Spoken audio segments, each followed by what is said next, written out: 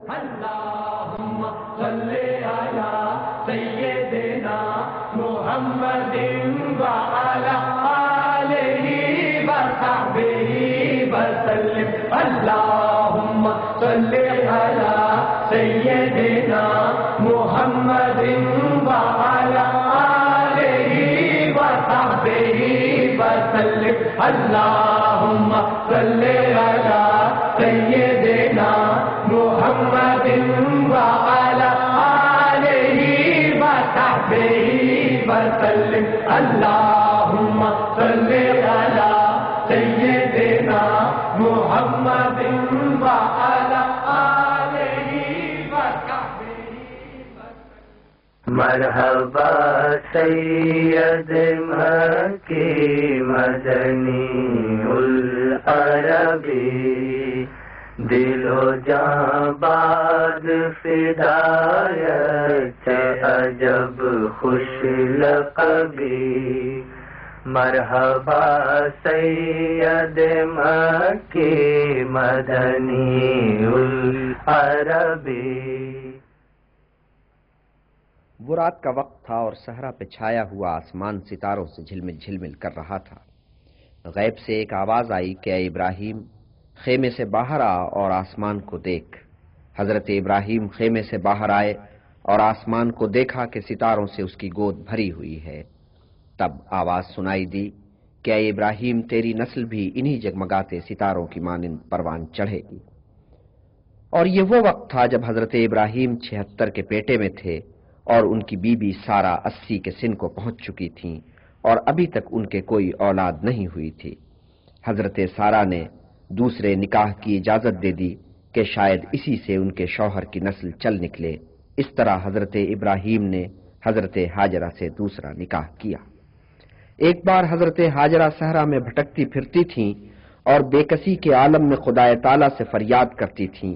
اسی عالم میں کیا دیکھتی ہیں کہ آسمان سے ایک فرشتہ اترا ہے اور کہہ رہا ہے کہ بی بی رو رو کے اپنی جان مت کھو، تیرے خدا نے تیری سن لی، تیری کوکھ ہری ہوگی، تیری کوکھ ہری ہوگی، اور تیری اولاد اتنا پھلے پھولے گی کہ اس کی گنتی نہیں ہو سکے گی. اور دیکھ، تو جلدی ایک بیٹا جنے گی، اس کا نام اسماعیل رکھیو. حضرت ہاجرہ خوش خوش گھر واپس آئیں اور شوہر کو بشارت کا احوال سنایا. بشارت پوری ہوئی، حضرت ہاجرہ کے بیٹا پیدا ہوا. حضرت ابراہیم نے اس کا نام اسماعیل رکھا. کچھ عرصے بعد حکم ہوا کہ حضرت ہاجرہ اور حضرت اسماعیل کو وطن سے دور بھیج دیا جائے.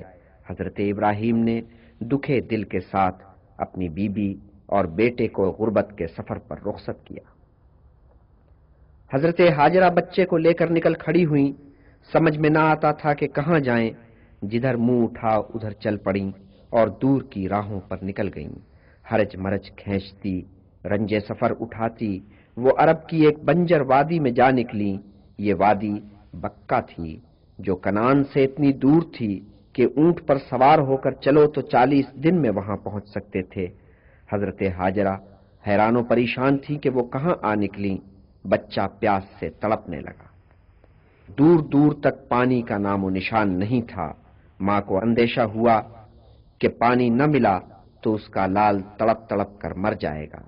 حضرت ہاجرہ سے کچھ بن نہ پڑا تو انہوں نے اپنے لال کو گود سے اتار کر ریت پر لٹایا اور خود ایک ٹیلے پر چڑھ کر ارد گرد نظر دوڑانے لگیں کہ شاید کہیں پانی کے آثار دکھائی دے جائیں یا شاید کوئی قافلہ، کوئی مسافر آتا جاتا نظر آئے تو اسی سے پانی طلب کر لیا جائے. مگر وہاں دور دور تک نہ آدم دکھائی دیتا تھا، نہ پانی کے اثر آثار نظر آتے تھے. جب اس ٹیلے سے انہیں کچھ نظر نہ آیا تو وہاں سے اتر کر دوسرے ٹیلے پر چڑھ گئیں. وہاں سے بھی انہیں کوئی دکھائی نہ دیا.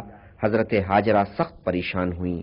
ان دو مقامات کے درمیان وہ بدحواسی کے عالم میں 7 مرتبہ ادھر سے ادھر اور ادھر سے ادھر بھاگ کر گئیں.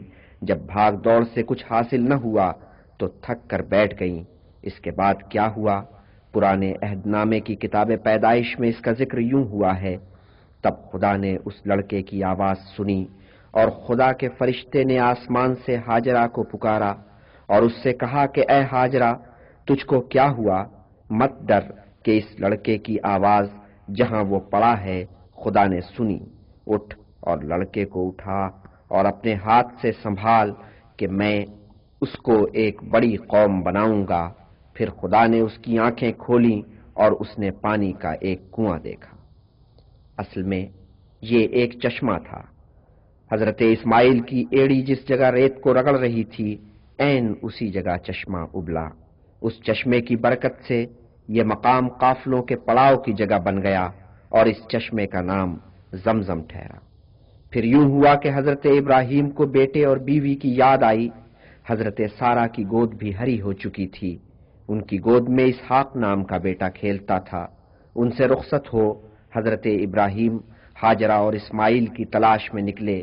چلتے چلتے آخر منزل مقصود پر پہنچے اور اس کے بعد کا احوال قرآن میں یوں بیان کیا گیا ہے کہ خدا تعالیٰ نے ابراہیم کو چشمہ زمزم کے قریب وہ مقام دکھایا جہاں اسے اپنے بیٹے کے ساتھ مل کر امن و امان کا ایک گھر تعمیر کرنا تھا۔ بتایا گیا کہ یہ گھر کس طرح تعمیر کیا جائے گا اور اس کا کیا نام رکھا جائے گا۔ نام کعبہ تجویز کیا گیا۔ کعبہ جب تعمیر ہو رہا تھا تو ایک فرشتہ ابو قبیس کی پہاڑی پر پہنچا اور وہاں سے وہ آسمانی پتھر اٹھایا کہ اس دن سے جس دن سے وہ زمین پر اترا تھا محفوظ چلا آتا تھا۔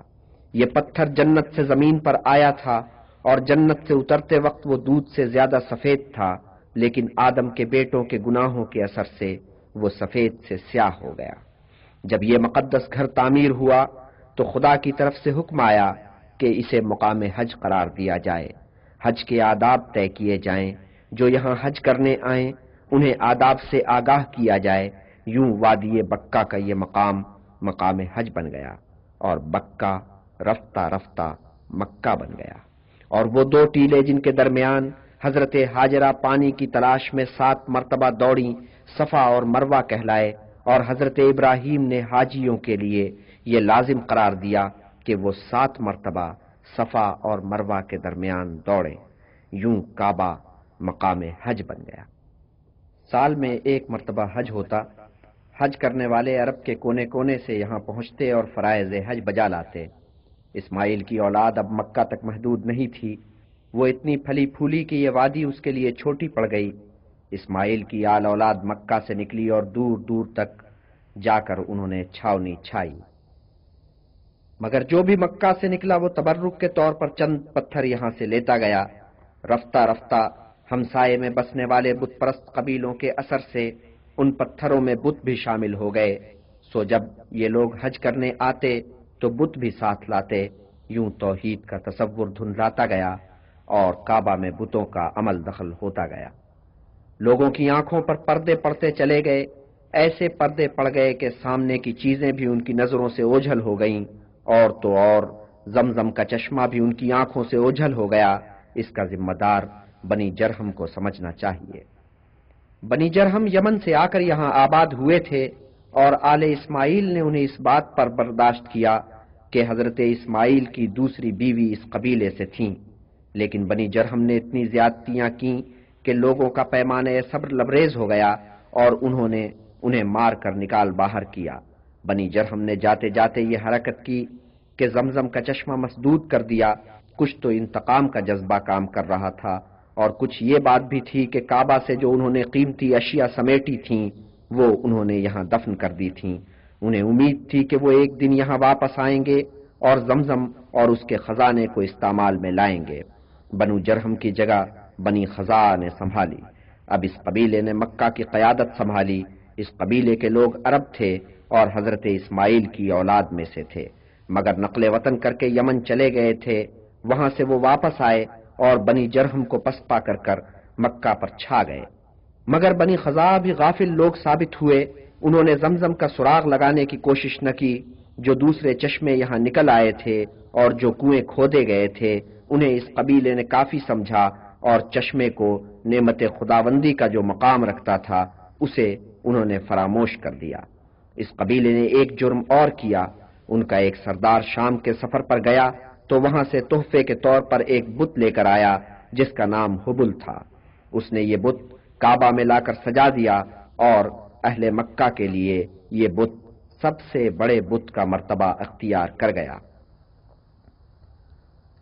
تاریخ نے اپنے آپ کو دہرایا، بنو خزاعہ کے ساتھ وہی ہوا جو انہوں نے بنو جرہم کے ساتھ کیا تھا۔ ہوا یوں کہ حضرت ابراہیم کی اولاد میں ایک بہت طاقتور عرب قبیلہ وہ تھا جو قریش کہلاتا تھا۔ قبیلہ قریش کے ایک فرزند نے خزاعی قبیلے کے سردار کی بیٹی سے شادی کی، اور بنو خزاعہ نے اسے اتنا عزیز جانا کہ بیٹوں پر بھی اس کو ترجیح دی، سو سردار کے مرنے کے بعد قصی مکہ کی سرداری اور کعبہ کے متولی بننے کا مدعی ہوا۔ اس پر بنو خزاعہ کے ساتھ اس کا مارکا پڑا اور جیت قصی کی ہوئی۔ قصی نے مکہ کا سردار اور کعبہ کا متولی بننے کے بعد کچھ انقلابی اقدامات کیے۔ اس نے اپنے قبیلے کے بہت سے افراد کو بلایا اور کعبہ کے قریب انہیں بسنے کی سہولتیں مہیا کیں، اور اب تک تو کعبہ کے متولی اپنے گھر نہیں بناتے تھے کہ کعبہ کے قریب مکانوں کی تعمیر کعبہ کی بے حرمتی تصور ہوتی تھی، سو وہ کعبہ کے آس پاس خیمے ڈال کر گزر بسر کرتے تھے، مگر قصی نے اس تصور کو رد کر دیا۔ سب سے پہلے اس نے خود اپنا مکان بنایا جس کا نام دار الندوہ رکھا گیا۔ اس کی ہدایت پر دوسرے اہل قریش نے بھی کعبہ کے آس پاس اپنے اپنے مکان تعمیر کر لیے۔ قصی کے 4 بیٹے تھے، ان میں عبد مناف سب سے زیادہ لائق سمجھا گیا، مگر قصی نے اپنے اس لائق فائق بیٹے کو نظر انداز کر کے اپنے سب سے بڑے بیٹے عبدالدار کو سر چڑھایا۔ اس نالائق بیٹے سے باپ نے اپنے آخری وقت میں کہا کہ لوگ میرے دوسرے بیٹوں کو سر چڑھاتے ہیں، مگر میں تجھے عزت بخشوں گا۔ کعبہ میں تیری اجازت کے بغیر کوئی داخل نہیں ہو سکے گا، حاجیوں کو تو پانی پلائے گا، کھانا تو کھلائے گا، تیرے بغیر یہاں پتہ نہیں ہلے گا۔ اور اس وصیت کے ساتھ اس نے عبدالدار کو کعبہ کا متولی بنا دیا۔ عبد مناف نے سعادت مندی دکھائی اور باپ کی وصیت کا احترام کرتے ہوئے عبدالدار کو کعبہ کا متولی اور مکہ کا سردار تسلیم کر لیا۔ خیر، عبدالدار کا زمانہ تو خیریت سے گزر گیا، مگر جب عبدالدار کی آنکھ بند ہونے کے بعد یہ عہدے اس کی اولاد کو منتقل ہوئے تو قریش میں اس مسئلے پر اختلاف رائے ہو گیا۔ عبد مناف کا فرزند ہاشم ایک لائق فائق شخص تھا اور قریش کی آنکھوں کا تارا تھا۔ قریش کے آدھے لوگ ہاشم کے گرد اکٹھے ہو گئے اور عبدالدار کے حق تولیت کو چیلنج کیا۔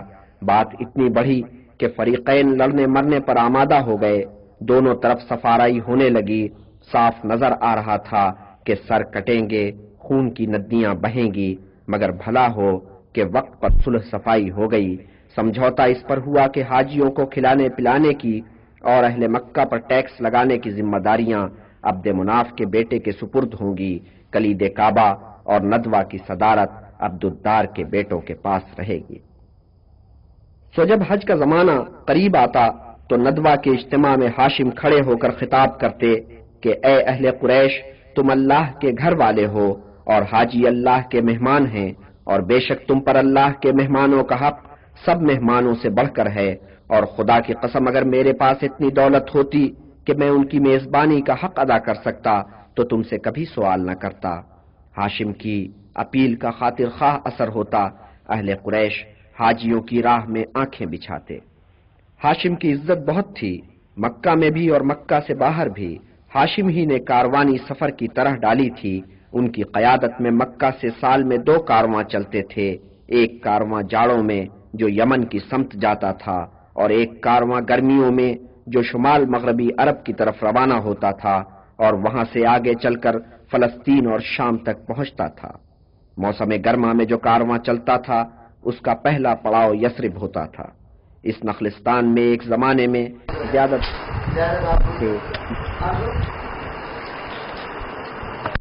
قبیلے کے ہاتھوں میں تھا، ویسے یہودی اب بھی یہاں شادی۔ عرب کا یہ قبیلہ اب 2 شاخوں میں بٹ گیا تھا، اوس اور خزرج۔ بنو خزرج میں وہ خاتون بھی تھی جن کا نام سلمہ تھا، جو عمر نجار کی بیٹی تھی۔ ہاشم نے اس بی بی سے شادی کی خواہش کا اظہار کیا۔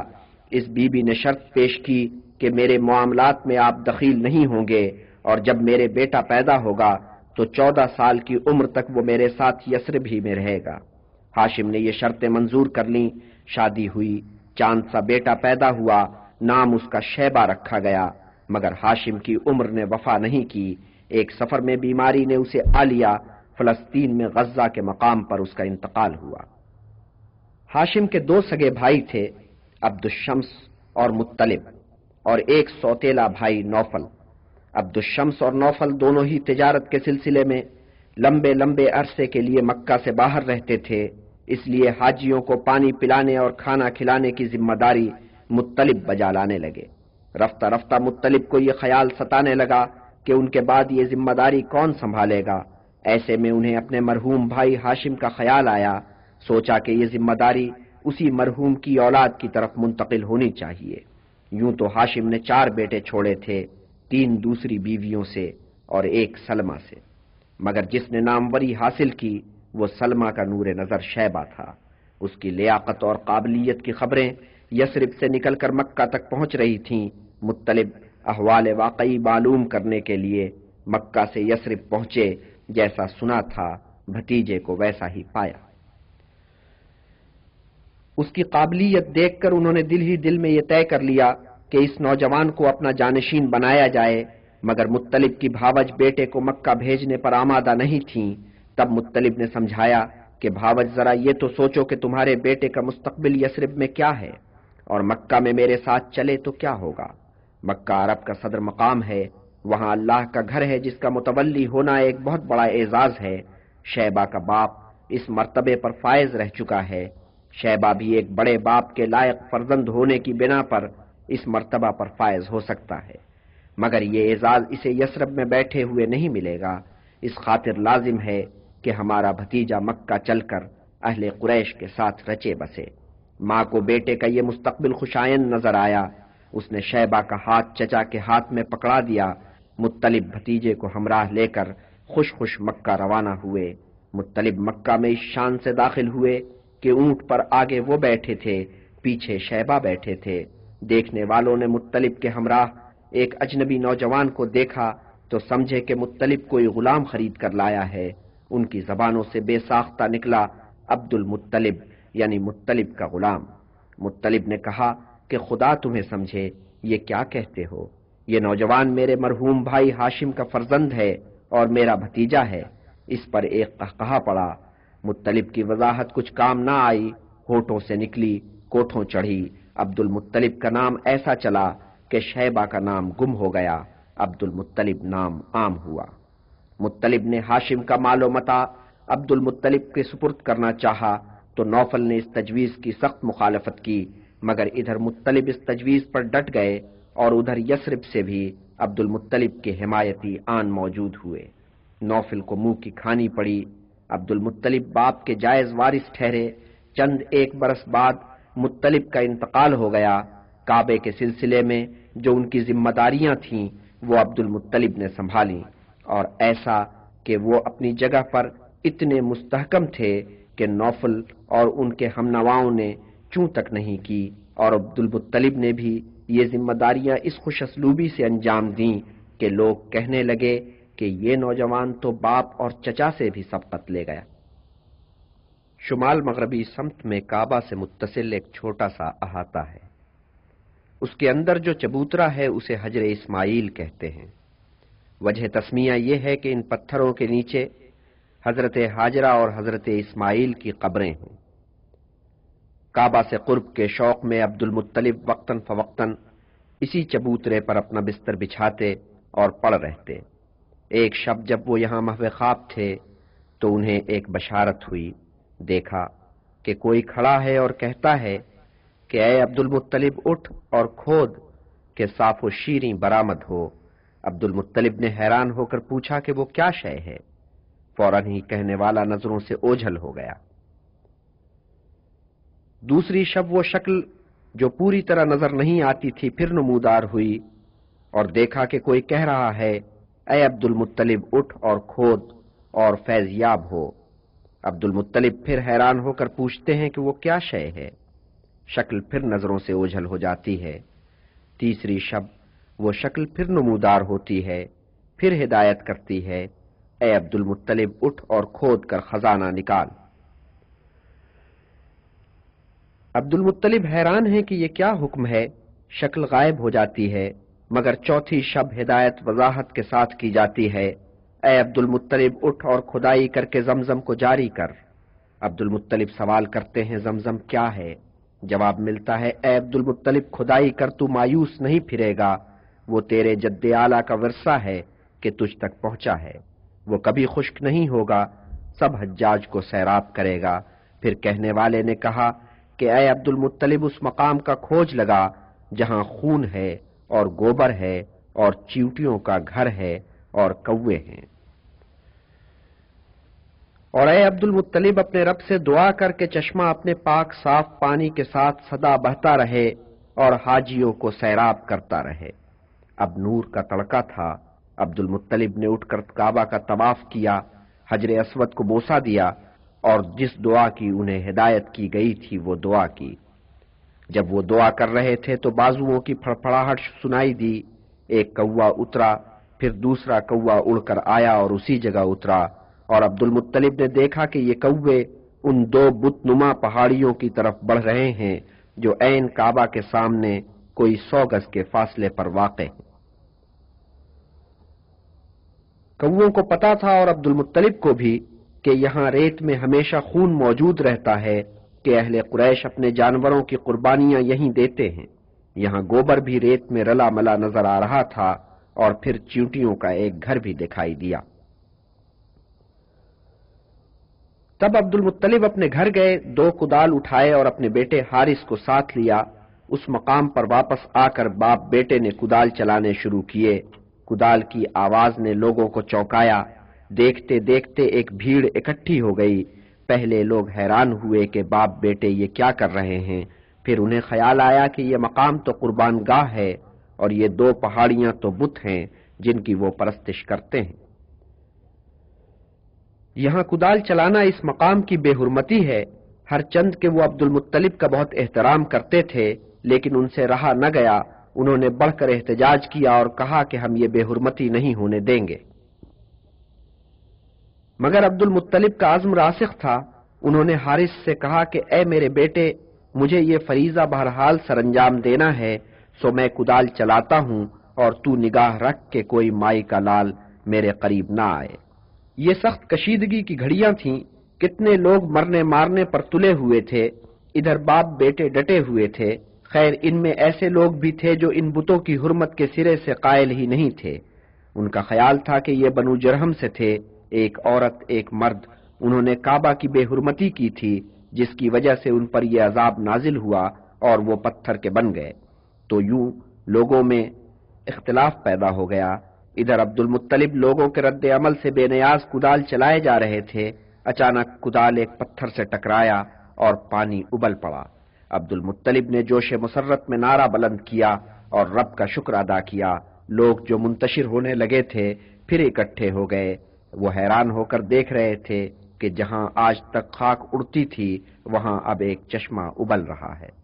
مزید کھدائی پر وہ خزانہ برآمد ہوا جو بنو جرہم یہاں گاڑ داغ گئے تھے، اس پر ایک قضیہ کھڑا ہو گیا، سب اس میں حصہ بٹانے پر تلے ہوئے تھے۔ آخر بات اس پر آ کے ٹھہری کہ قرآن اندازی کر لی جائے۔ اس زمانے میں اختلافی مسائل کو طے کرنے کا جانا مانا طریقہ یہی تھا، اور قرآن اندازی کا اسلوب یہ تھا کہ کعبہ کے اندر حبل کے روبرو کھڑے ہو کر تیر چلایا جاتا۔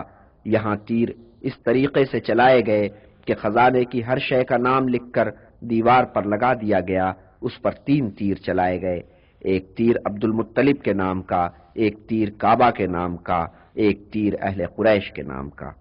جس نام کا تیر نشانے پر جا لگا وہ شے اس کے حصے میں چلی گئی۔ یوں اس خزانے کی کچھ اشیاء عبد المطلب کے حصے میں آئیں، کچھ قریش کے بیچ تقسیم ہوئیں، کچھ کعبہ کی ملکیت قرار پائی۔ باقی چشمہ زمزم پر بنو ہاشم کا اختیار تسلیم کر لیا گیا، پانی پلانے کے فرائض تو بنو ہاشم ہی کے سپرد تھے۔ زمزم کے معاملے میں عبد المطلب سرخرو ہوئے، مگر اسی واقعے نے ان کے ہاں ایک احساس محرومی بھی پیدا کیا۔ انہیں پہلی مرتبہ احساس ہوا کہ اولاد کے معاملے میں تو وہ بہت غریب ہیں، لے دے کے ایک بیٹا ہے، ان کے چچازاد بھائی امیہ کے کتنے بیٹے تھے، ان کے بھی اتنے ہی بیٹے ہوتے تو کسی کی مجال تھی کہ زمزم کی کھدائی پر انہیں ٹوکتا۔ انہوں نے دعا کی کہ اے میرے رب، اگر میرے 10 بیٹے ہوں اور 10 کے 10 پھلے پھولیں تو میں ایک بیٹا تیری راہ میں قربان کروں گا۔ دعا قبول ہوئی۔ عبد المطلب کے 9 اور بیٹے پیدا ہوئے۔ جب وہ جوان ہوئے، سوائے ایک عبداللہ کے جو ابھی کم عمر تھا، تو عبد المطلب کو اپنی منت کا خیال آیا۔ انہوں نے اپنے 10 بیٹوں کو جمع کیا اور اپنی منت ان کے سامنے بیان کی۔ بیٹوں نے باپ کے آگے سر تسلیم خم کر دیا۔ اب مسئلہ یہ تھا کہ کس بیٹے کی قربانی دی جائے۔ قرآن اندازی ہوئی اس طرح کہ 10 تیر لے کر ایک ایک تیر پر ایک ایک بیٹے کا نام لکھا گیا۔ تیر بان نے حبل کے پہلو میں کھڑے ہو کر تیر چلائے۔ اس طریقے سے قرے میں جس بیٹے کا نام نکلا وہ عبداللہ تھے، اور یہ وہ بیٹا تھا جو عبد المطلب کو سب بیٹوں سے بڑھ کر عزیز تھا، مگر انہوں نے اپنے پیارے بیٹے کا نام نکلنے پر ذرا ہچر مچر نہیں کی۔ پہلے ہی گھر سے چھری لے کر نکلے تھے، عبداللہ کا ہاتھ پکڑا اور چلے قربان گاہ کی طرف۔ عبد المطلب ایک ہاتھ میں چھری لیے اور ایک ہاتھ سے عبداللہ کا ہاتھ پکڑے قربان گاہ کی طرف بڑھ رہے تھے۔ عبد المطلب کی سب بیویاں اپنے اپنے بیٹوں کی طرف سے پریشان تھیں۔ ان بیویوں میں سب سے بااثر خاتون فاطمہ تھیں، جو عبد المطلب کے 5 بیٹیوں اور 3 بیٹوں کی ماں تھی۔ زبیر، ابو طالب اور عبداللہ۔ فاطمہ کا تعلق بنو مخزوم سے تھا۔ سارے بنو مخزوم ان کی کمک پر تھے اور موقع واردات پر آن موجود ہوئے تھے۔ ادھر 5 بہنیں بھی اپنے اس بھائی پر جان نچھاور کرتی تھیں۔ بنو مخزوم نے عبد المطلب کو ٹوکا کہ یہ کیا کرتے ہو؟ منت پوری کرنی ہے تو بیٹے کی جگہ کسی جانور کی قربانی دے دو۔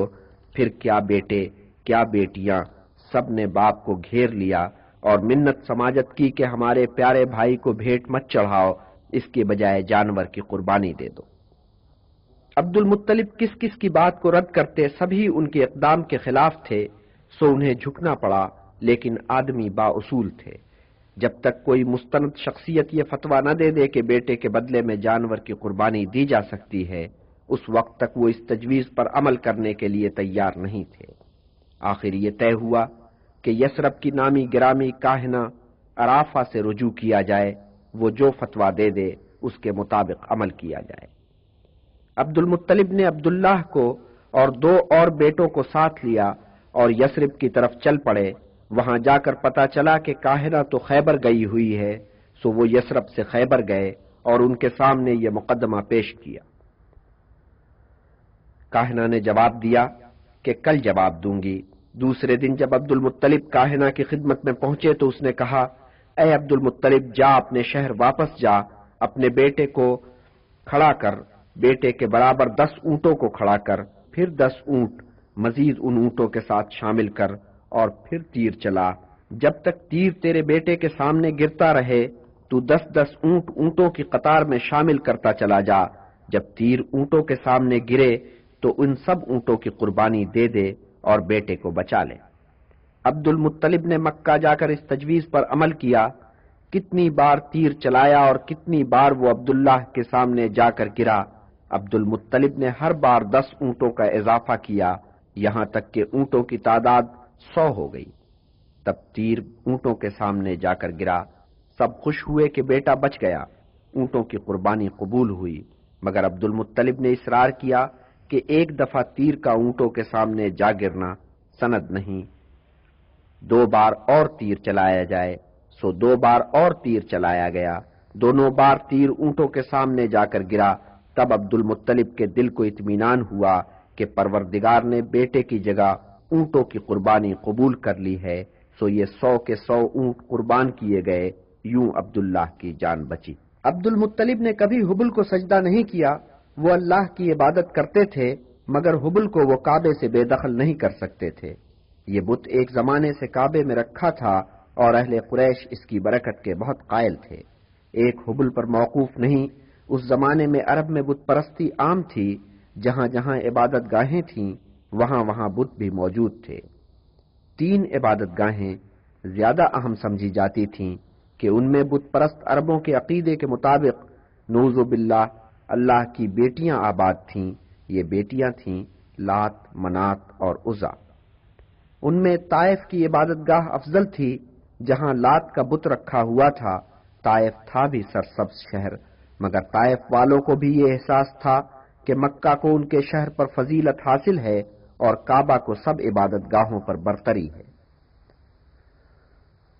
طائف والوں کو مکہ کی اس حیثیت پر رشک آتا تھا، مگر مکہ اور کعبے کی فضیلت سے انکار نہیں کر سکتے تھے کہ آخر وہ بھی تو حضرت اسماعیل کی اولاد سے تھے۔ کعبہ سے دور کی نسبت انہیں بھی تھی، سو وہ رشک ضرور کرتے تھے، مگر یہ نہیں چاہتے تھے کہ مکہ کی اہمیت کم ہو جائے۔ عبد المطلب حاجیوں کے میزبان تھے، سو انہی سب باتوں کا احساس انہیں تو ضرور ہوگا، چونکہ بتوں نے کعبے میں راہ پالی تھی اور اب وہ روایت کا حصہ تھے، اس لیے عبد المطلب کو ان کا پاس لحاظ بھی رکھنا پڑتا تھا، مگر ان کا ربط ضبط ایک ایسے گروہ کے ساتھ بھی تھا جو ان بتوں کے سخت خلاف تھے۔ یہ لوگ اپنے آپ کو حنفاء کہتے تھے، وہ حضرت ابراہیم علیہ السلام کے دین حنیف کے ماننے والے تھے اور بت پرستی کو بدعت جانتے تھے۔ ان کی نظروں میں حبل کی حیثیت وہی تھی جو بنی اسرائیل کے سونے کے بچھڑے کی تھی۔ ان لوگوں کے نزدیک کعبہ میں بتوں کا ہونا کعبہ کی بے حرمتی تھی۔ وہ اپنے ان خیالات کا اظہار علی اعلان بھی کرتے تھے، اس لیے انہیں مکہ سے نکل کر نواح میں جا کر آباد ہونا پڑا۔ عبد المطلب ان میں سے 4 حنفاء سے بہت ربط ضبط رکھتے تھے، انہی میں ایک ورقہ ابن نوفل تھے جو بنو اسد سے تعلق رکھتے تھے اور عیسائی ہو گئے تھے، اور اس زمانے میں اس علاقے کے عیسائیوں میں ایک خیال گشت کر رہا تھا کہ بہت جلد ایک پیغمبر کا ظہور ہونے والا ہے۔ یہ خیال ممکن ہے بہت عام نہ ہو، مگر بازنطینی کلیسا کے بعض پادریوں اور بعض نامی گرامی راہبوں اور کاہنوں نے اس خیال کی توثیق کی تھی۔ ادھر یہودیوں میں بھی اس خیال کی بازگشت سنائی دیتی تھی، مگر یہودیوں کا ساتھ ساتھ یہ بھی خیال تھا کہ چونکہ وہ اپنے رب کی چہیتی قوم ہیں، اس لیے آنے والا انہی میں سے ہوگا۔ عیسائیوں میں ایسی کوئی خوش فہمی نہیں تھی، بلکہ ورقہ ابن نوفل تو اس طرح سوچتے تھے کہ اس وقت پیغمبر کی سب سے زیادہ ضرورت عربوں کو ہے کہ وہ سب سے بڑھ کر بت پرستی کی لعنت میں گرفتار ہیں، اس لیے کیا عجب کہ آنے والا پیغمبر انہی کے درمیان ظہور کرے۔ ورقہ نے صحیح سوچا تھا۔ کعبہ میں اس وقت 160 بت سجے ہوئے تھے، گھریلو بت ان پر مستضاد تھے، ہر گھر میں ایک بت تو ضرور ہوتا تھا۔ ان بت پرست عربوں نے حضرت عیسیٰ علیہ السلام کی تعلیمات سے کوئی اثر قبول نہیں کیا تھا، وہ اپنے کافرانہ رسم و رواج میں مگن تھے اور عیسائیت سے بے تعلق تھے، مگر جو عیسائی حج کے موقع پر کعبہ میں آتے ان پر انہیں اعتراض بھی نہیں تھا، دوسرے حاجیوں کے ساتھ ان کی تواضع بھی ہوتی تھی، مگر جب بعض عیسائیوں نے بتوں کے برابر حضرت عیسیٰ اور حضرت مریم کی شبیہیں لا کر رکھ دیں تو کسی نے اس پر اعتراض بھی نہیں کیا۔ ورقہ کا معاملہ اپنے قبیلے کے لوگوں سے کسی قدر مختلف تھا، وہ پڑھے لکھے آدمی تھے، انہوں نے دینیات کا مطالعہ کیا تھا، توریت اور انجیل کے شناور تھے، اس شناوری نے انہیں ایک بصیرت عطا کی تھی۔ حضرت عیسیٰ نے جو ایک خبر دی تھی اس کے روایتی مفہوم سے وہ مطمئن نہیں تھے کہ وہ خود اپنی طرف سے کلام نہیں کرے گا، بلکہ جو سنے گا وہ بیان کرے گا۔ وہ ان الفاظ کو پڑھتے تھے اور سوچ میں پڑ جاتے تھے کہ ان الفاظ کا مطلب کیا ہے، آخر یہ اشارہ کس کی طرف ہے۔ ورقہ کی ایک بہن تھی قتیلہ، قتیلہ ان سے بہت قرب رکھتی تھیں۔ ورقہ کے دل و دماغ میں جو سوال پیدا ہوتے تھے، جو امکانات ان کی چشم بصیرت کو نظر آتے تھے، ان کا ذکر وہ اکثر اپنی بہن سے کیا کرتے تھے۔ قتیلہ بھائی کی باتیں سنتی تھی اور حیران ہوتی تھی، آنے والے پیغمبر کا خیال اس کے دل و دماغ میں گردش کرتا رہتا، اور کبھی کبھی اچانک ایک خیال اس کے اندر جاگتا کہ کہیں وہ پیغمبر آ تو نہیں گیا ہے، کہیں وہ یہیں آس پاس تو نہیں ہے، اور وہ حیرت میں غرق ہو جاتی۔ ارد گرد یہ قیاس آرائیاں ہو رہی تھیں، کسی پیغمبر کے ظہور کے خواب دیکھے جا رہے تھے، اور ادھر عبد المطلب قربانی کے فریضے سے فارغ ہو کر اس فکر میں تھے کہ اپنے عبداللہ کے لیے کوئی اچھی سی دلہن ڈھونڈ لائیں۔ انتخاب ہوا بی بی آمنہ کا۔ یہ سن 569 عیسوی کا ذکر ہے۔ اس برس عبداللہ کی شادی ہوئی، اس سے اگلے برس وہ واقعہ گزرا جسے واقعہ فیل کہا جاتا ہے۔ اس زمانے میں یمن حبشہ کے زیر رگی تھا۔ ایک حبشی جس کا نام ابرہا تھا اس علاقے میں حاکم تعینات تھا۔ اس نے شہر صنعا میں ایک شاندار عبادت گاہ تعمیر کرائی۔ اس محل سے جو ویران پڑا تھا اور ملکہ سبا سے منسوب تھا سنگ مرمر لایا گیا، سونے چاندی کی سلیبیں تیار کی گئیں، ہاتھی دانت اور آبنوس کی لکڑی کا منبر بنایا گیا۔ اس شان سے یہ عبادت گاہ آراستہ ہوئی۔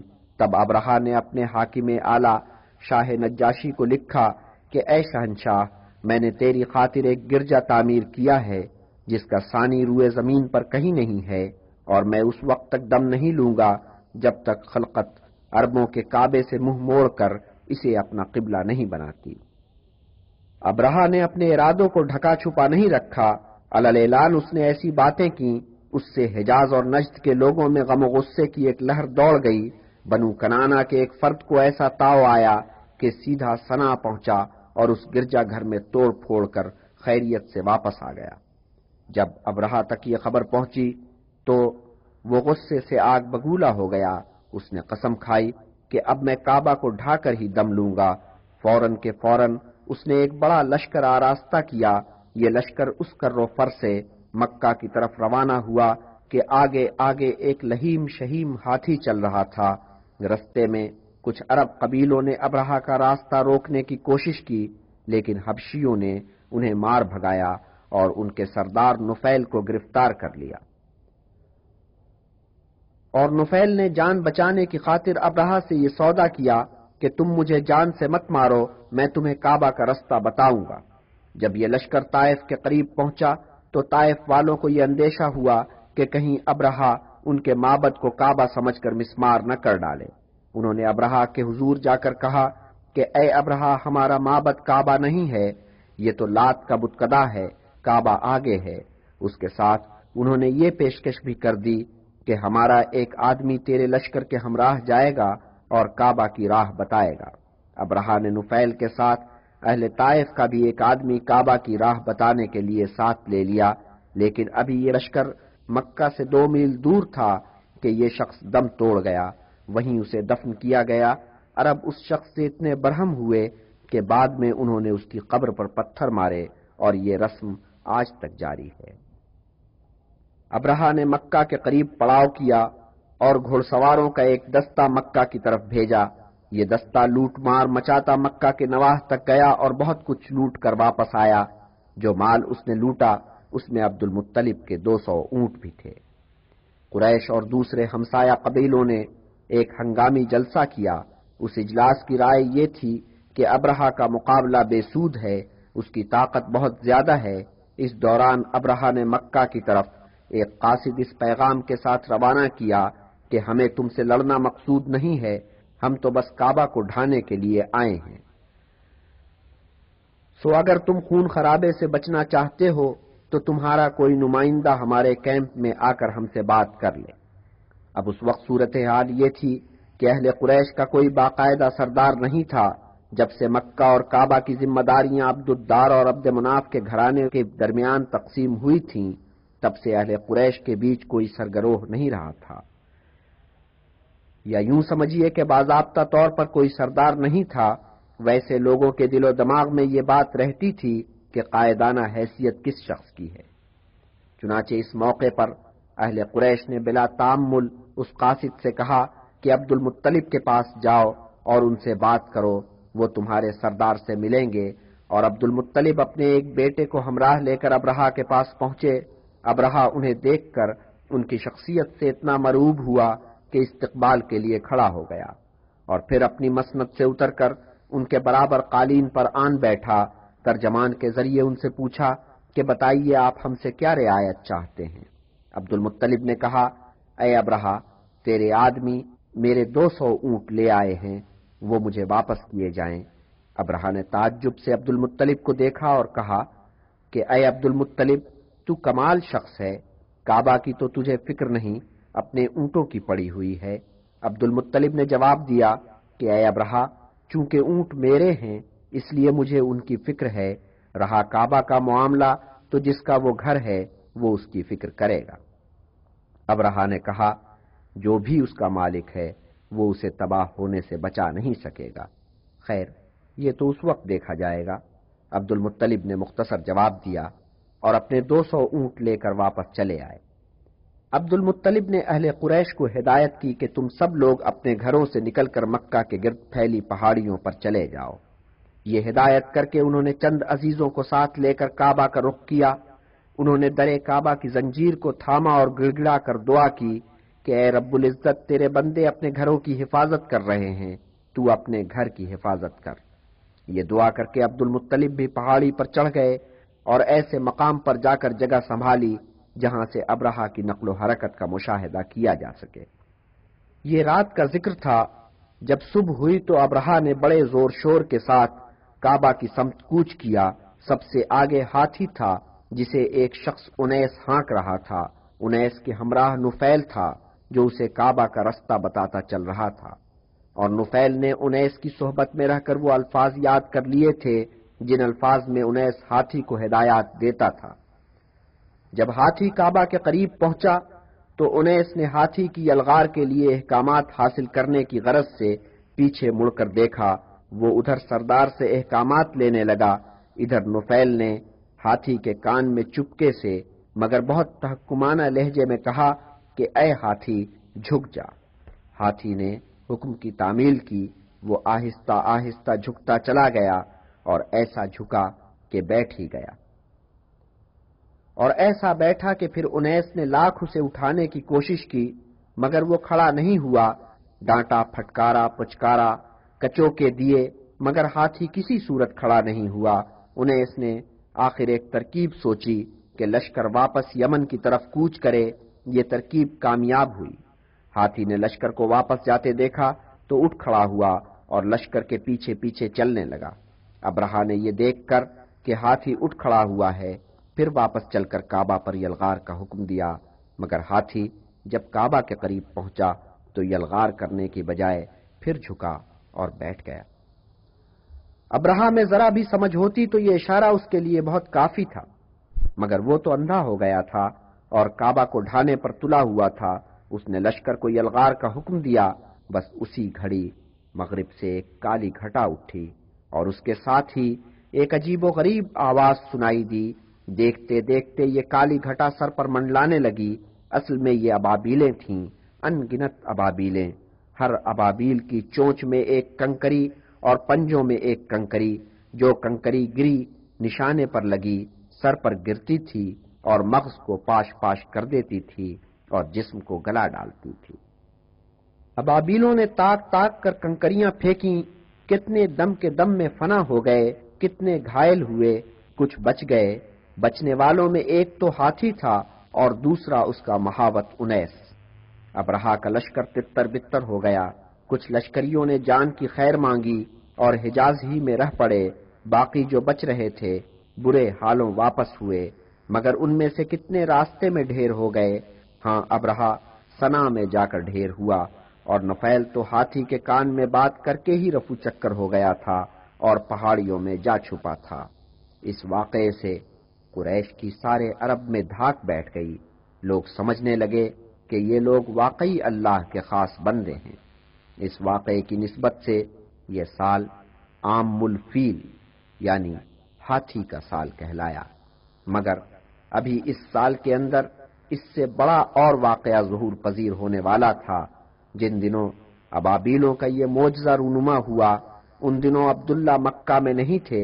وہ ایک تجارتی کارواں کے ہمراہ فلسطین اور شام کے سفر پر گئے ہوئے تھے۔ واپسی میں وہ یثرب میں ٹھہرے جہاں ان کی ننھال تھی۔ وہاں وہ بیمار پڑ گئے۔ جب کارواں واپس مکہ پہنچا تو عبد المطلب کو پتا چلا کہ عبداللہ یثرب میں بیمار پڑے ہیں۔ انہوں نے حارث سے کہا کہ یثرب جاؤ اور بھائی کو لے کر جلدی واپس آؤ۔ حارث جب یثرب پہنچے تو پتا چلا کہ عبداللہ تو انتقال کر گئے۔ جب حارث عبداللہ کے انتقال کی خبر لے کر مکہ آئے تو وہاں صف ماتم بچھ گئی۔ آمنہ بی بی نے اپنے سرتاج کا بہت سوگ کیا۔ اس سوگ میں بس ایک بات نے انہیں سہارا دیا کہ وہ مرحوم شوہر کے ہونے والے بیٹے کی ماں بننے والی ہیں۔ ولادت کے دن جتنے قریب آتے گئے آمنہ بی بی کے ہاں ایک اطمینان کی کیفیت پیدا ہوتی گئی. انہیں یوں محسوس ہوتا تھا جیسے ان کے آس پاس کوئی روشنی جگمگا رہی ہے، اور ایک دن یہ روشنی اتنی تیز ہوئی کہ انہیں بصرہ اور شام کے محلات دکھائی دینے لگے، اور ایک آواز سنائی دی کہ اے آمنہ، تیرا بچہ کائنات کا سردار ہوگا، جب وہ پیدا ہو تو اسے خدائے واحد کی حفاظت میں دے دینا کہ حاسدوں کی نظر بد سے بچا رہے، اور دیکھ اس کا نام محمد رکھنا. پس اس کے چند ہفتوں کے بعد ہی یہ مبارک ولادت ہوئی. اس گھڑی بی بی آمنہ اپنے چچا کے گھر میں تھیں. انہوں نے عبد المطلب کو پیغام بھجوایا کہ آ کر اپنے پوتے کو دیکھ جاؤ. عبد المطلب خوشی خوشی اس گھر پہنچے، بچے کو گود میں اٹھایا اور چلے کعبہ کی طرف. کعبہ میں پہنچ کر انہوں نے اللہ کا شکر ادا کیا. شہروں میں آباد عربوں میں ان دنوں یہ عام دستور تھا کہ وہ پیدائش کے بعد اپنے بچوں کو صحرا میں بھیج دیتے تھے. وہاں ہر بچے کے لیے کسی دائی کا بندوبست کیا جاتا. وہ دائی اسے دودھ پلاتی، پالتی پوستی. بات یہ ہے کہ عربوں نے شہر نئے نئے بسائے تھے. جہاں تک قریش کا معاملہ تھا تو جب قصی نے انہیں خانہ کعبہ کے آس پاس گھر بنانے کی دعوت دی تھی تب سے انہوں نے شہری بود و باش اختیار کی تھی. اس سے پہلے تو وہ صحرائی زندگی ہی بسر کرتے تھے، سیدھے سچے بدو تھے. خانہ بدوشی ان کا شعار تھی. آج یہاں کل وہاں، جو جگہ بھلی لگی وہاں خیمہ زن ہو گئے. جب ذرا اکتائے اس جگہ سے تو خیمے اکھاڑے، سامان اونٹوں پر بار کیا اور آگے بڑھ لیے. چلتے پھرتے جہاں جی میں آیا خیمے گاڑ لیے. اس طرح وہ قید مکانی سے آزاد تھے اور چلنے پھرنے میں قید زمانی کا احساس بھی نہیں ہوتا تھا. جب وہ خیمے اکھاڑ کے اور دامن سے گرد جھاڑ کر اٹھ کھڑے ہوتے تو وہاں گزارے ہوئے دنوں کو بھی دامن کی گرد کی مثال دل و دماغ سے جھاڑ دیتے تھے. اور چونکہ یہ طے نہیں تھا کہ انہیں کب اور کہاں جا کر خیمے گاڑنے ہیں، اس لیے آنے والے ایام بھی ان پر بوجھ نہیں ہوتے تھے. سو بدوی زندگی نے انہیں زمان و مکان کی قید سے رہائی دلا دی تھی. بدو ایک آزاد مخلوق تھا، اور جہاں آزادی ہوتی ہے وہاں شرافت بھی ہوتی ہے. مگر شہروں میں بسنے والے عربوں کا معاملہ بعد میں مختلف ہو گیا تھا. اب آدمی زمان و مکان کی قید میں تھا. شب و روز اس کے پاؤں کی زنجیر تھے. سستی اور کاہلی مزاجوں میں راہ پالی تھی. شہروں میں آ کر عربوں کو اپنی ہر چیز اور ہر متاع زوال کرتی نظر آ رہی تھی، حتیٰ کہ زبان بھی، جو آدمی کے لیے اور خاص طور پر عربوں کے لیے ایک قیمتی متاع کی حیثیت رکھتی تھی. عرب لکھنے کے فن سے زیادہ آشنا نہیں تھے، مگر بولنے میں زبان کا استعمال خوب جانتے تھے. خطابت ان کا ہنر تھا. ایک آدمی کی لیاقت کا اندازہ اس سے لگایا جاتا تھا کہ وہ کتنا لسان ہے، اور لسانی کی معراج شاعری سمجھی جاتی تھی. خاندان میں کسی کا شاعر ہونا فخر سمجھا جاتا تھا، اور جتنا اچھا شاعر ہوتا تھا خاندان والے اس پر اتنا ہی فخر کرتے تھے. اور اچھے شاعر بالعموم صحرائی قبیلوں میں سے ہوا کرتے تھے. بات یہ تھی کہ صحرا میں بول چال کی زبان اس سطح پر ہوتی تھی جہاں زبان شاعری کی سطح کو چھوتی نظر آتی ہے. تو اہل قریش صحراؤں سے نکل کر شہروں میں ضرور آ بسے تھے، مگر اپنے صحراؤں کو نہیں بھولے تھے اور نہ بھولنے کے لیے تیار تھے. وہ اپنے صحراؤں کے ساتھ اپنے رشتے کو زندہ رکھنے کی آرزو رکھتے تھے. اس رشتے کو انہوں نے اس طرح زندہ رکھا کہ ادھر بچہ پیدا ہوا اور ادھر اسے کسی صحرائی گھرانے میں بھیجنے کا اہتمام کیا. مقصود یہ ہوتا تھا کہ صحرا کی گرم تازہ ہوا اس کے جسم و جان کو توانائی بخشے اور کھری عربی زبان اس کی گھٹی میں پڑ جائے. قریش اپنے بچوں کو بالعموم 8 برس کی عمر تک صحرا میں رکھتے تھے. بعض صحرائی قبائل بچوں کی پرورش و پرداخت کے سلسلے میں بہت اچھی شہرت رکھتے تھے. اس قسم کا ایک شہرت یافتہ قبیلہ بنی سعد ابن بکر تھا. بی بی آمنہ کی خواہش تو یہی تھی کہ ان کا لال اس گھرانے میں پلے بڑھے. یہ لوگ بچے لینے کی غرض سے وقتاً فوقتاً اہل قریش کے پاس پہنچتے تھے، اور کچھ لوگ انہی دنوں اس مقصد سے مکہ پہنچنے والے تھے.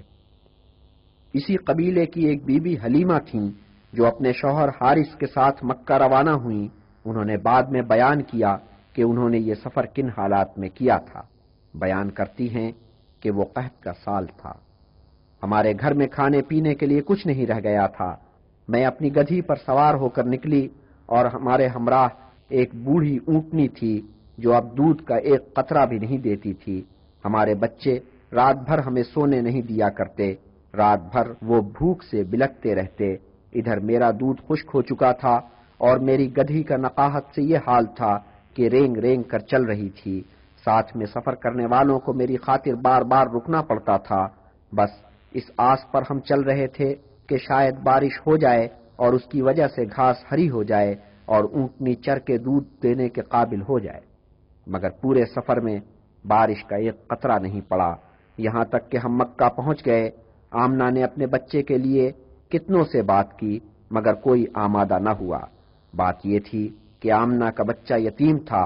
بچہ لینے والے بچے کے باپ سے بہت توقعات باندھتے ہیں، اس بچے کا باپ نہیں تھا، ماں اور دادا سے کتنی توقعات کی جا سکتی تھیں، اور دادا تو ویسے بھی اپنی عمر کی آخری منزل میں تھے۔ ان کی آنکھ بند ہو جانے کے بعد ان کے بیٹے سب کچھ ہوں گے، یتیم پوتے کو کون پوچھے گا؟ مگر دوسری طرف حلیمہ بی بی کی بھی صورت احوال کچھ اس قسم کی تھی۔ بچے والے بھی تو یہ دیکھتے ہیں کہ جن والدین کی تحویل میں بچے کو دے رہے ہیں وہ کچھ استطاعت بھی رکھتے ہیں یا بالکل ہی بھوکے ننگے۔ حلیمہ اور حارث کا حال اپنے قبیلے کے دوسرے افراد کے مقابلے میں کچھ زیادہ ہی پتلا تھا، تو مختلف والدین نے حلیمہ بی بی کے مقابلے میں کسی دوسری بی بی کو اپنے بچے کے لیے چن لیا۔ رفتہ رفتہ یہ ہوا کہ بنو سعد کی ہر بی بی کی گود کوئی نہ کوئی بچہ آ گیا، بس حلیمہ ہی کی گود خالی رہ گئی۔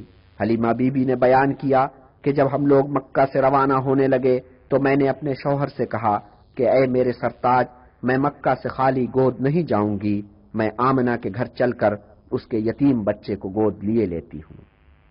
حلیمہ بی بی آمنہ بی بی کے گھر پہنچی، ان کے لال کو گود لیا اور واپس ہو لیں، اور بیان کیا حلیمہ بی بی نے کہ جب میں نے اس بچے کو سینے سے لگایا تو اسی آن سے دودھ کی کوئی کمی نہ رہی، اس نے جی بھر کر دودھ پیا۔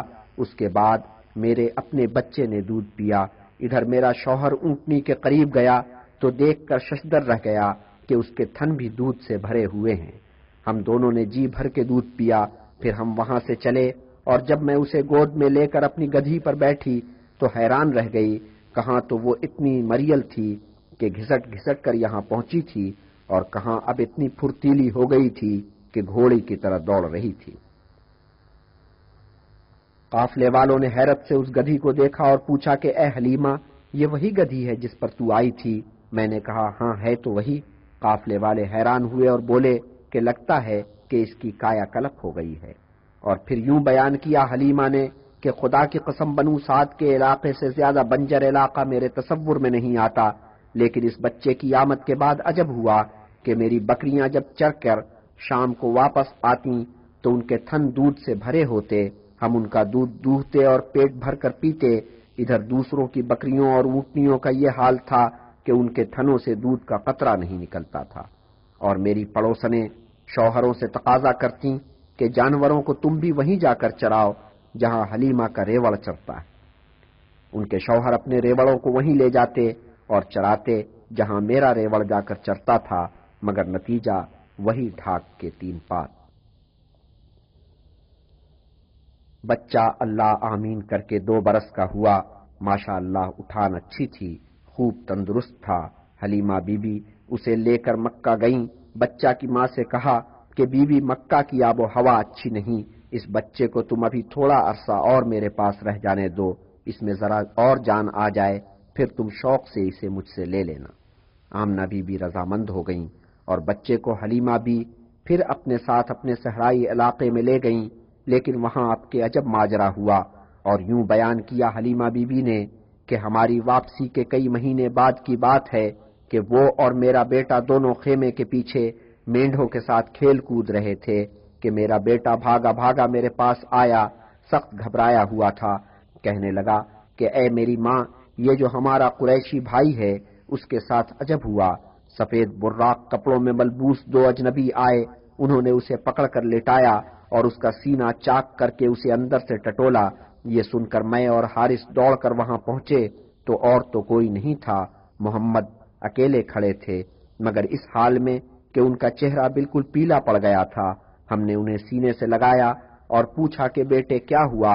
بولے کہ 2 سفید براق اجنبی آئے اور میرا سینہ چاک کر کے اسے ٹٹولا، جانے کیا ڈھونڈ رہے تھے۔ حلیمہ اور حارث نے ادھر ادھر گھوم پھر کر بہت ان اجنبیوں کو تلاش کیا، مگر اس حلیے کے آدمی انہیں دور دور تک کہیں دکھائی نہیں دیے۔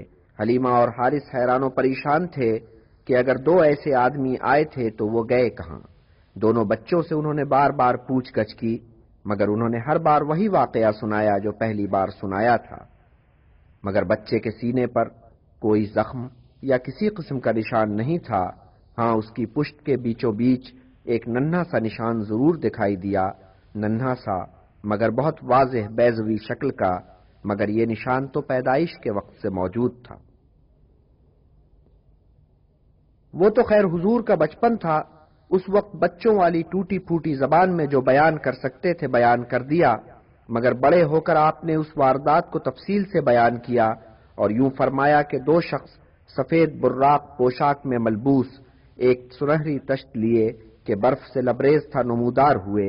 انہوں نے مجھے پکڑ کر لٹایا، میرا سینہ چاک کیا، اندر سے میرا دل نکالا، پھر اس دل کو چاک کیا، اس کے اندر کوئی کالی سی شے تھی، اسے نکال کر الگ پھینکا، برف سے میرے سینے اور قلب کو دھویا۔ حضرت خاموش ہوئے، پھر فرمایا کہ جب بھی کوئی بچہ پیدا ہوتا ہے، شیطان آتا ہے اور اسے چھو جاتا ہے۔ ایک مریم اور اس کے بیٹے کو چھوڑ کر آدم کی اولاد میں کوئی ایسا نہیں ہے جسے شیطان نے مس نہ کیا ہو۔ تو خیر حلیمہ اور حارث دونوں بہت فکر مند تھے کہ بچے کے ساتھ یہ کیا واقعہ گزرا ہے۔ انہیں گمان ہوا کہ ضرور کوئی بدروح اس کے سر پر آ گئی ہے یا کسی نے جادو کیا ہے۔ انہوں نے سوچا کہ اس سے پہلے کہ بچے کو کچھ ہو جائے اسے اس کی ماں کے پاس پہنچا دیا جائے، سو دونوں بچے کو لے کر مکہ روانہ ہوئے۔ حلیمہ اور حارث دونوں نے بی بی آمنہ سے اس واقعے کا ذکر نہ کیا، مگر بی بی آمنہ کا ماتھا ٹھنکا کہ ضرور کوئی بات ہوئی ہے کہ یہ لوگ بچے کو اچانک واپس لے آئے ہیں۔ انہوں نے پوچھ گچھ کی اور حلیمہ بی نے رفتہ رفتہ ساری تفصیل بتا دی۔ تب بی بی آمنہ یوں بولی کہ اے حلیمہ مت اندیشہ کر کہ بچے پر کسی نے جادو کیا ہے یا کوئی بدروح اس کے سر پر آ گئی ہے۔ میرا دل کہتا ہے کہ میرا لال بڑا ہو کر کوئی چیز بنے گا۔ جب وہ میرے پیٹ میں تھا تو مجھے یوں لگتا تھا کہ میرے پیٹ میں بچہ نہیں، کوئی روشنی پھر رہی ہے۔ یہ کہہ کر بی بی آمنہ نے اپنے لال کو گود میں لیا اور حلیمہ بی سے کہا کہ اب میرا لال میرے پاس رہے گا، تم جاؤ۔ آمنہ کے لال نے مکہ میں آمنہ کے سائے میں ہنسی خوشی 3 برس گزارے۔ دادا کی آنکھوں کا تارا تھا، چچا تایوں کا چہیتا تھا، چچا تایوں کے بچوں کے ساتھ اٹھتا بیٹھتا ہنستا کھیلتا، مگر جن بچوں کے ساتھ سب سے زیادہ پیار محبت تھا وہ تھے حمزہ اور صفیہ۔ یعنی حمزہ حالہ کے نور نظر تھے اور آمنہ کے لال کے ہم عمر تھے۔ ہاں صفیہ ان سے کم عمر تھیں، مگر رشتے میں پھوپھی ہوتی تھیں اور حمزہ چچا تھے۔